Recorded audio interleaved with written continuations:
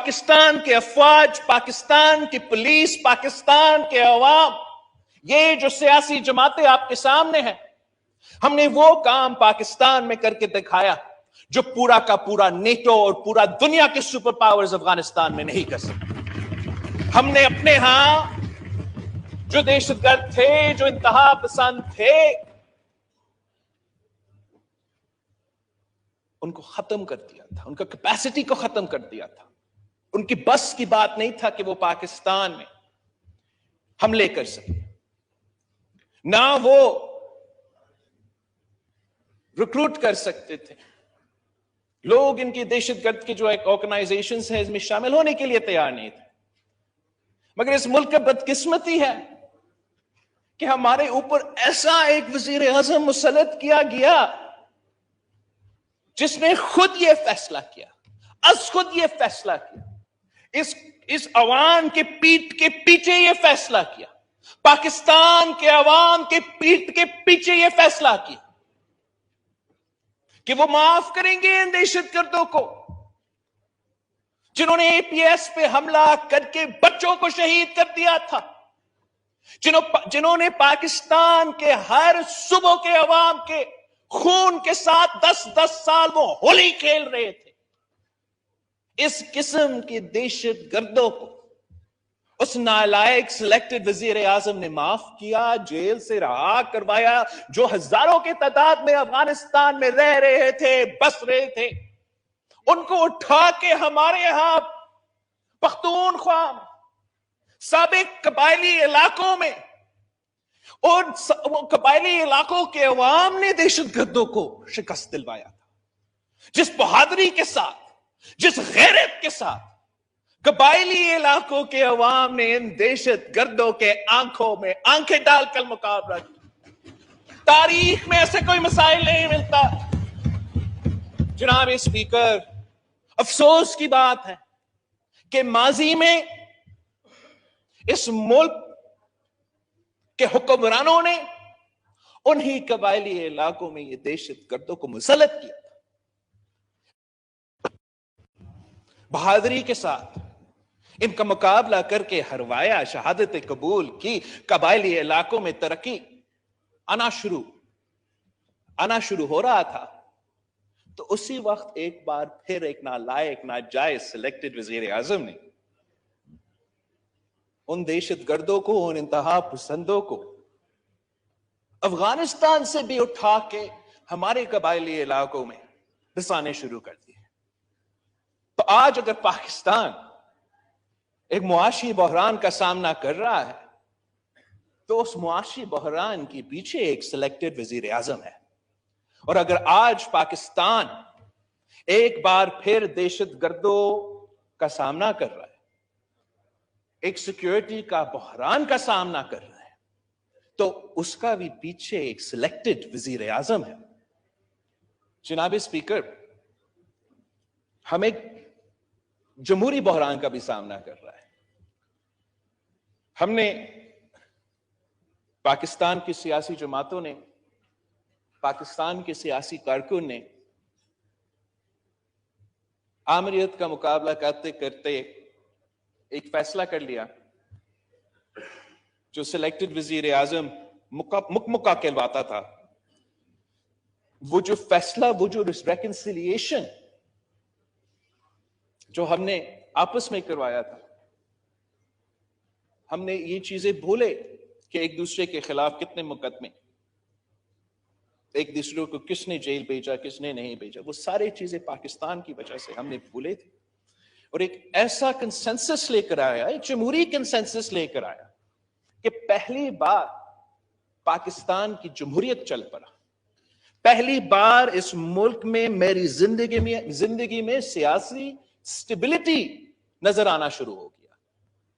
اور پہلی دفعہ اس سیاسی سٹیبلٹی کی وجہ سے، ہمارا جمہوریت بحال کروانے کی وجہ سے، اس ملک نے معاشی ترقی کرنا شروع کر دیا۔ سی پیک جیسے منصوبہ گوادر سے لے کے ہمارے پہاڑوں تک ایک ایسا ترقی کا، ایک ایسے معاشی ترقی کا دور شروع ہو گیا جو پاکستان کی تاریخ میں نہیں ملتا.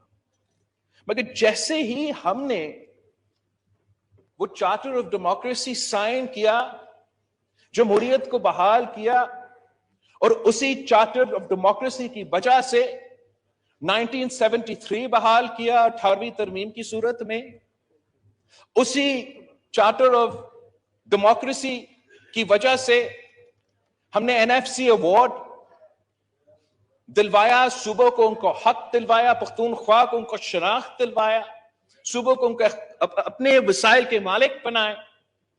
مگر جیسے ہی ہم نے یہ چارٹر آف ڈیموکریسی سائن کیا تھا تو اسی وقت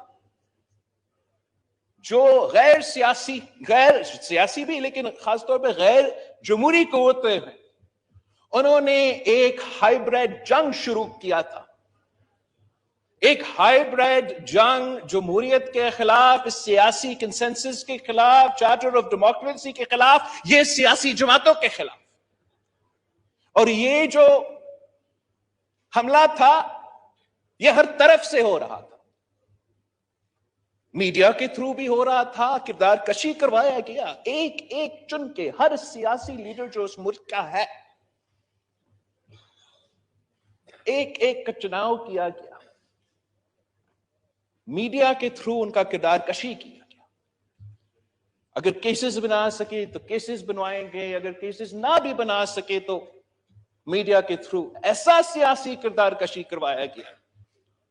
اور ان کا مقصد یہ تھا کہ پاکستان کے عوام کا اعتماد نہ صرف ان سیاسی قیادت سے اٹھ جائے مگر الٹیمیٹلی اس عوام سے اٹھ جائے، اس جمہوریت سے اٹھ جائے. ساتھ ساتھ ہمیں سب یاد ہے اور ہمیں اس بات سے ڈرنا نہیں چاہیے، اب جو بحران ہمارے سامنے پیدا ہوا ہے اس کا ذمہ دار کون ہے؟ ہم تاریخ میں اتنا پیچھے نہیں جاتے ہیں کہ کون چلے، ہم جاتے بھی 1996 میں جس طریقے سے جنرل ریٹائرڈ حمید گل نے اس سلیکٹڈ کا انگلی پکڑ کے سیاست میں لے کر آئے، وہ کیوں لے کر آئے؟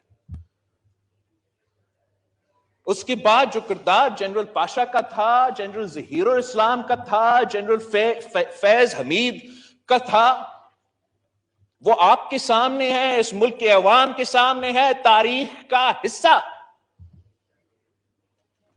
وہ بھی اس جمہوری اتحاد کے خلاف، ایک سیاسی کنسنسس کے خلاف، اس 18ویں ترمیم کے خلاف، اس جمہوریت کے خلاف ایک گٹھ چوٹ تھا جو اس ہائیبریڈ جنگ میں شامل تھے، کسی اور کے خلاف نہیں، اپنے ملک میں 18ویں ترمیم، ہمارا فیڈریشن کے خلاف، ہمارا جمہوریت کے خلاف. یہ لوگ شامل تھے جناب اسپیکر. اور کون تھا شامل تھے جناب اسپیکر؟ ہمارے کچھ اتحادی بھول جاتے ہیں مگر ایک اور چیف جسٹس بھی تھا، افتخار چودھری صاحب.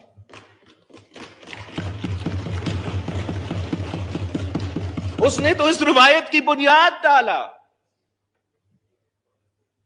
اس نے جو چیف جسٹس کا آمریت ہے سپریم کورٹ میں قائم کیا تو افتخار چودھری نے قائم کیا. جو آج آنریبل ججز کہتے ہیں کہ the monopoly of the chief justice, وہ تو مونوپلی قائم کیا تو چیف جسٹس افتخاری نے قائم کروایا، اور وہ بھی اسی ہائیبریڈ جنگ میں شامل تھا جو شروع تو پیپلز پارٹی سے ہوئے، مگر مقصد ہم نہیں تھے.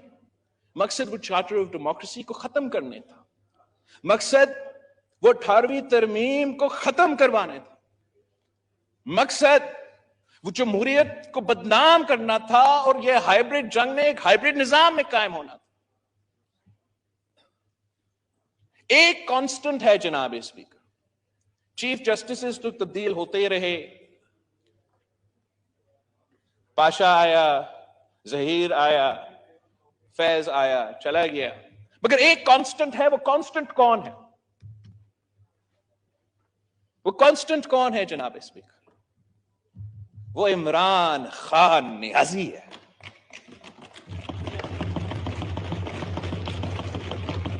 اس کرکٹر کو ہمارا اسٹیبلشمنٹ نے جو سیاست میں لے کر آیا. 30 سال میں پاکستان کے عوام کا پیسہ، پاکستان کے ادارے اس جرم میں شامل تھے کہ وہ ایک فرینکنسٹائن بنا رہے تھے. یہ ہر وقت ہوتا ہے جناب اسپیکر. کچھ آئنسٹائنز ہمارے ادارے میں بیٹھتے ہیں، اس ملک کے فیصلے کرتے ہیں، اسٹریٹجک ایسٹس بناتے ہیں، اور آخر کار وہ اسٹریٹجک ایسٹس ہم سب کے گلے پر جاتے ہیں.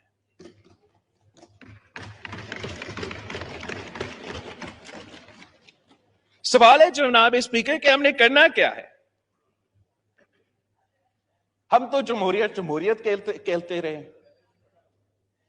ہم آئین کا بالادستی، آزاد عدلیہ، آزاد میڈیا، ہم تو یہی باتیں کرتے رہے.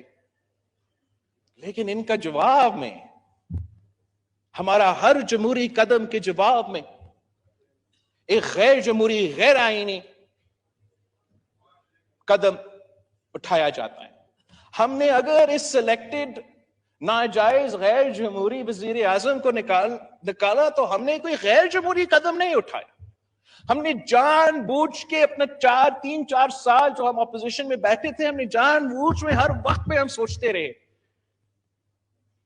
ہم میٹنگز میں کتنے گھنٹوں تک ساتھ ہوتے رہے اور بار بار اس بات پہ اٹکے تھے کہ یہ تو غیر جمہوری ہو جائے گا اگر ہم دھرنا کریں گے. سر یہ غیر جمہوری ہو جائے گا، ہم بس آگے چل سکیں. ہم گیٹ نمبر 4 پہ کھٹکھٹا کے اس وزیر اعظم کو نہیں ہٹائیں گے، اس لیے وہ تو غیر جمہوری ہوگا. ہم ایسے کرتے ہیں کہ ہم ووٹ آف نو کانفیڈنس لے کر آتے. اس کا جواب میں انہوں نے آئین توڑوایا. ہمارا جمہوری عدم اعتماد کے جواب میں جو سپیکر تھا اس وقت تھا، جو وزیر اعظم تھا اس وقت تھا، جو اس وقت تک صدر پاکستان ہے، انہوں نے آئین توڑوایا. اس کا جواب میں ہم نے کیا کیا؟ وزیر اعظم صاحب آپ نے کیا کیا؟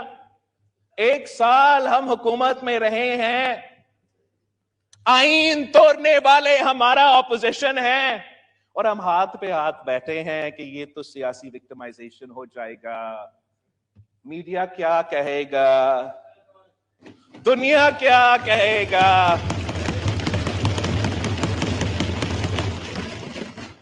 وزیر اعظم صاحب اگر آئین توڑا گیا تو آپ کو کیس فائل کرنا چاہیے.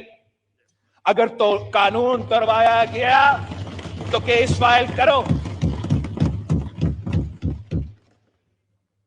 ہم جو بھی یہ سیاسی جماعتیں یہاں بیٹھے ہیں، ہم بہت شریف ہو کے سیاست کرتے ہیں، اور پاکستان پیپلز پارٹی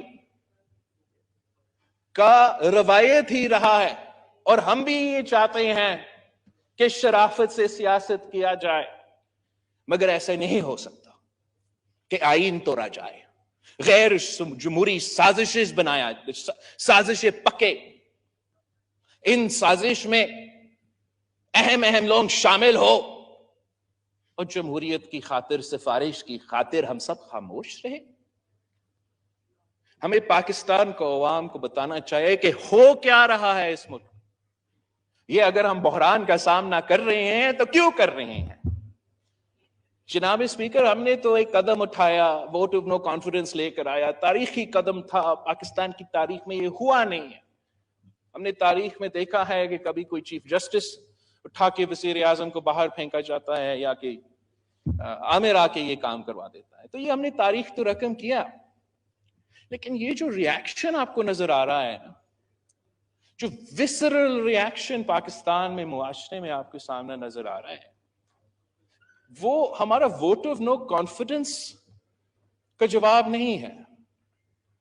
یہ جو پولرائزیشن، یہ جو تقسیم، یہ جو غیر جمہوری سازشیں ہیں نا، یہ کسی اور کے ایک فکرہ کی وجہ سے ہو رہا ہے. جب ہمارا سابق چیف آف آرمی اسٹاف نے اٹھ کے کہا کہ ماضی میں اسٹیبلشمنٹ سیاست میں مداخلت کرتا تھا، ماضی میں یہ سب کچھ ہوتا تھا، آئندہ ہم یہ کام نہیں کرنا چاہتے.